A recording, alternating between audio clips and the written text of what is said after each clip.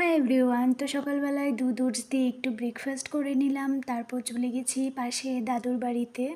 মায়ের কাকিমণির মানে আমার দিদার স্টোন অপারেশন হয়েছিল, তো দাদুর বাড়িতেই ছিল। আর আমি গিয়ে নিয়ে এসেছি সকাল সকাল আমাদের বাড়িতে থাকবে বলে। তো আসার পরই মা আমাকে আর দিদাকে দুটো ডিম সিদ্ধ করে দেয়। আমার না হাফ বয়েল ডিম সিদ্ধ খেতে ভালো লাগে, কিন্তু এগুলোর খোসা ছাড়াতে আধা ডিম চলে যায়। তো যাই হোক, এটা খাচ্ছিলাম। এরই মধ্যে দিদা আবার স্নান টান সেরে আসে, তো মা দিদাকে কিছু ফল দিয়েছিল খেতে।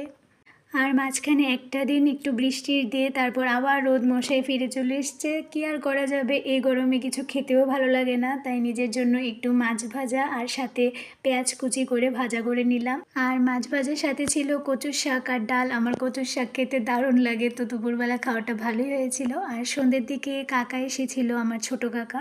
তো আসার সময় আমার জন্য চপ নিয়ে এসেছিল, তো এটাই খাচ্ছিলাম আমি। So that's it for today. দেখা হচ্ছে নেক্সট মিনি ব্লগে। Bye bye.